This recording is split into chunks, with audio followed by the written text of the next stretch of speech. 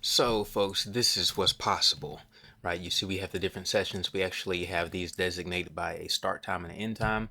And then, so what happens is from each individual session, you will see that after the end time is reached, a horizontal price level continues until that price is breached from the top and from the bottom. So, as we move over, here's the next one. It's breached here, moves up, breach here, it stops. Here's the net, and then that previous price level that was never breached, now it's breached here, and then it stops. So we have a new session, and then this bottom price level continues on until it is breached and it stops. Same thing with the top price level. It doesn't stop when this new session comes on. It continues on until it gets breached. So as you move from the left side of the screen to the right side of the screen, you can see these price levels starting to aggregate, and you know that you have that specific session starting to come around. And then when you have a bunch of them coming together, obviously it's a potential area for a reversal. So pretty neat indicator. Now this one, we will just kind of do an overview of what's possible, not necessarily the walkthrough, because it took me a long time to get this one situated. Probably shouldn't have taken as long as it did, but it did. So let's get to it.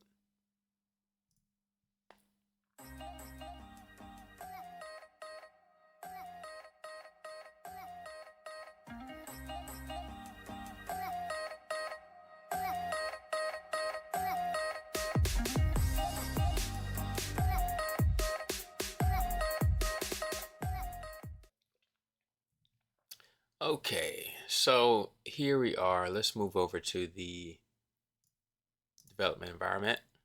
And in on the development environment, you can see my programs have changed a lot. A lot of it is just experience and time, and then some of it has been the education and the knowledge that I've gotten from Coach Easy Language over there. Check out his YouTube channel. But really being able to clean up my code is, I mean, it's it allows me to do more, especially with the simple fact that I can come back to my code and understand what's going on. But even while I'm working on the code, I can move things around. I can minimize things so that I can actually see what I'm doing. It's very nice, right? So I've got my namespaces up here. I've started using these little separators so that I can kind of see what's going on, especially if I'm doing any copying and pasting, which I'm doing less of because everything is coupled properly. But I've got my inputs, and I designate the inputs whether or not, especially for the for the numbers, for the numerics, and that's what Coach Easy Language was saying, is that for the strings, the computer can determine that those are strings a lot. It's simple, right? So you really don't need to designate the strings as much, right? But for the numerics, you have integer, you have double, um, you have those other ones that I don't even use. I think they're like bit 64 or something like that. I don't even use those, but um, and so I'm just making a good practice of designating all these different types: inputs, variables, booleans, doubles, and then you have your objects. So you come down here and you make your methods, and then my once statements instantiates these vectors, and then reset your values when you get either at the beginning of your script or at the end of your script, depending on what you're doing, and then create an update in the rectangle. So essentially what I had to do here was I had to create a rectangle, and then after creating the rectangle, I needed to, so we needed to hold the values.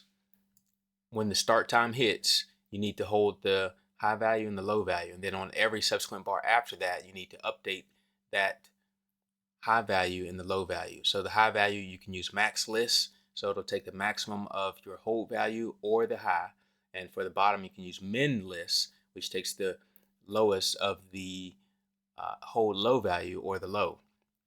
And then you just keep doing that as the time moves on. And then when you get to the end of the time, you have essentially held those values, and then you can set your rectangle equal to null so that it stops drawing it on the chart and it stops updating.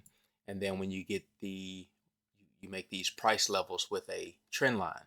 If you make it with a horizontal line, you won't be able to extend it and stop it when you want to. The extension for the objects will either do a full extension to the right, full extension to the left, or no extension. It won't, as far as I understand, it won't do a partial extension.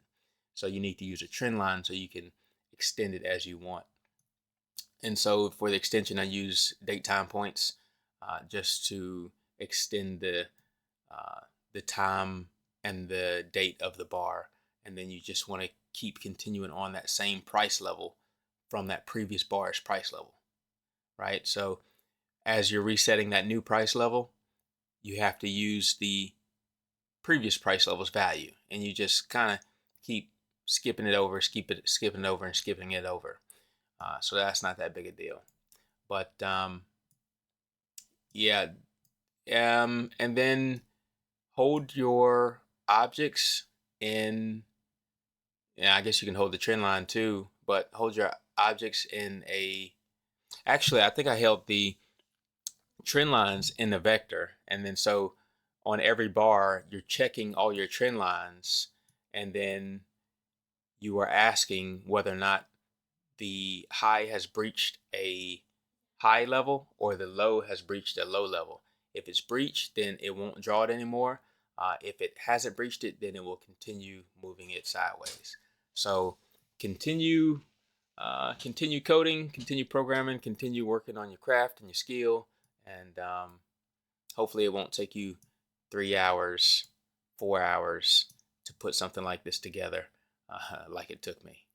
All right, but I think this is a pretty cool one. So this is one of the things that you can do. I give you guys tutorials all the time on exactly how I do things, but this is what's possible. All right, I'm Eric. I'm out. Peace.